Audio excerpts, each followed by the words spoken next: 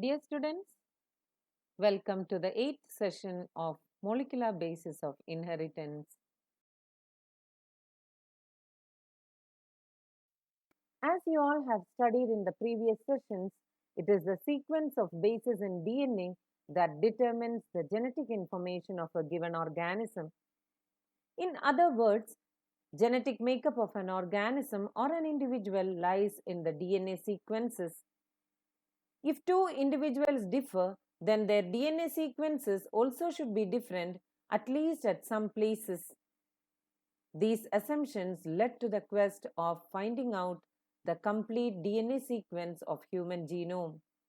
With the establishment of genetic engineering techniques, where it was possible to isolate and clone any piece of DNA, and availability of simple and fast techniques for determining DNA sequences, a very ambitious project of sequencing human genome was launched in the year 1990.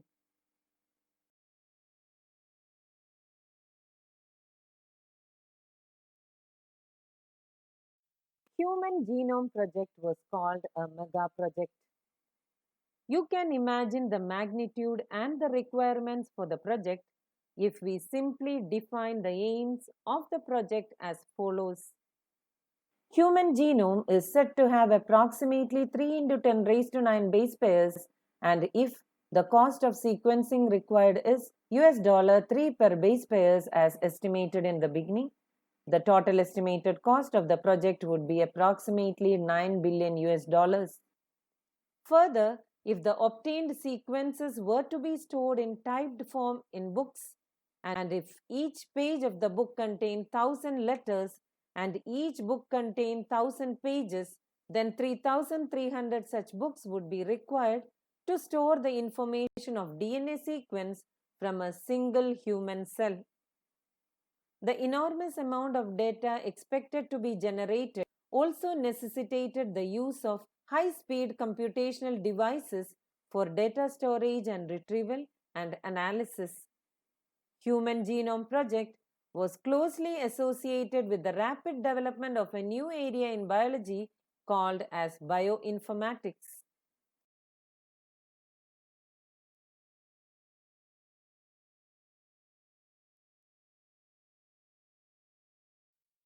Let's look into some of the important goals of Human Genome Project.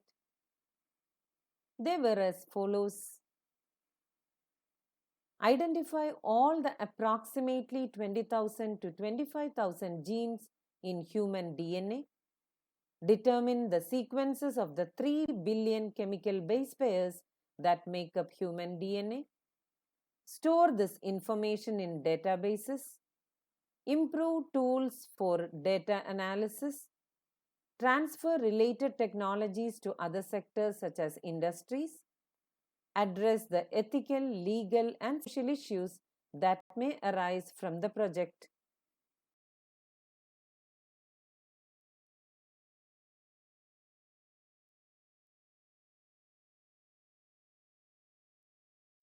The Human Genome Project was a 13-year project coordinated by the US Department of Energy and the National Institute of Health.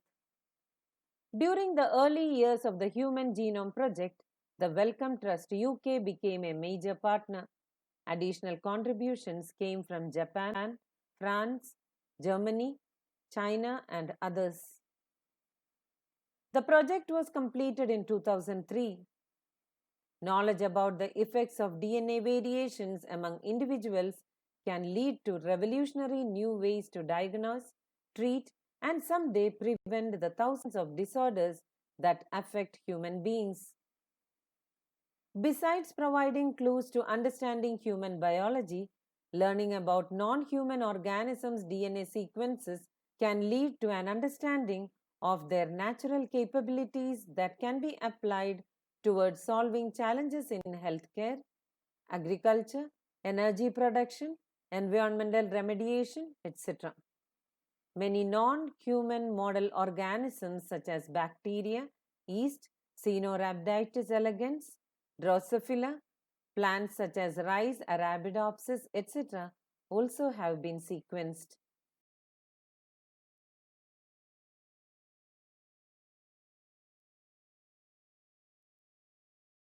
Let's look into the methodologies adopted in the Human Genome Project. The methods involved two major approaches. One approach focused on identifying all the genes that expressed as RNA, which are referred to as expressed sequence tags. The other took the blind approach of simply sequencing the whole set of genome that contained all the coding and non-coding sequence and later assigning different regions in the sequence with functions which are referred to as sequence annotation. For sequencing, the total DNA from a cell is isolated and converted into random fragments of relatively smaller sizes and cloned in suitable host using specialized vectors. The cloning resulted into amplification of each piece of DNA fragment so that it subsequently could be sequenced with ease. The commonly used hosts were bacteria and yeast, and the vectors were called as BAC or bacterial artificial chromosomes and YAC or yeast artificial chromosomes.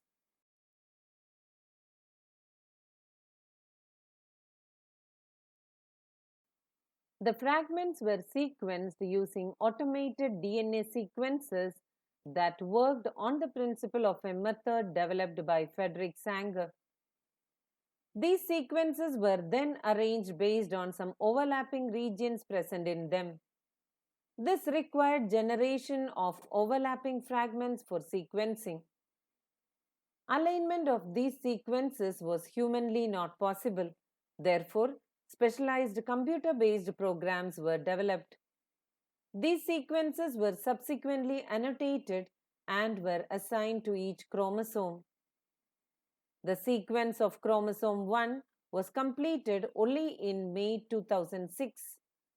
This was the last of the 24 chromosomes, 22 autosomes, and X and Y to be sequenced. Another challenging task was assigning the genetic and physical maps on the genome. This was generated using information on polymorphism of restriction endonuclease recognition sites and some repetitive DNA sequences known as microsatellites.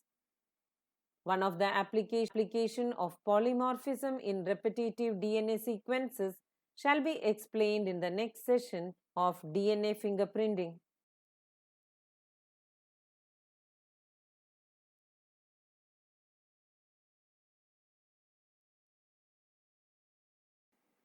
Let's see what are the salient features of human genome. The human genome contains 3164.7 million nucleotide bases. The average gene consists of 3000 bases, but sizes vary greatly, with the largest known human gene being dystrophin at 2.4 million bases. The total number of genes is estimated at 30,000, much lower than previous estimates of 80,000 to 1,40,000 genes. Almost all, that is 99.9% nucleotide bases, are exactly same in all people. The functions are known for over 50% of the discovered genes. Less than 2% of the genome codes for proteins. Repeated sequences make up very large portion of the human genome. Repetitive sequence are stretches of DNA sequences that are repeated many times, sometimes 100 to 1000 times. They are thought to have no direct coding functions, but they shed light on chromosome structure, dynamics, and evolution.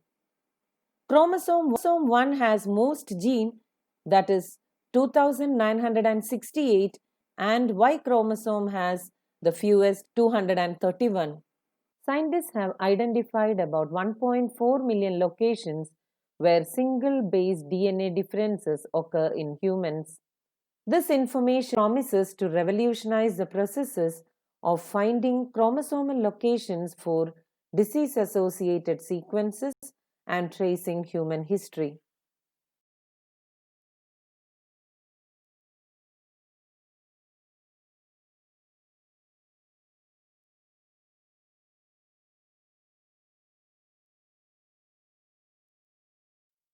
Let's see what are the applications and challenges. Deriving meaningful knowledge from the DNA sequences will define research through the coming decades, leading to our understanding of biological systems. This enormous task will require the expertise and creativity of tens of thousands of scientists from varied disciplines in both the public and private sectors worldwide. One of the greatest impacts of having the human genome sequence may well be enabling a radically new approach to biological research. In the past, researchers studied one or a few genes at a time. With whole genome sequences and new high throughput technologies, we can approach questions systematically and on a much broader scale. They can study all the genes in a genome, for example, all the transcripts in a particular tissue or organ or tumor, or how tens of thousands of genes and proteins work together in interconnected networks to orchestrate the chemistry of life.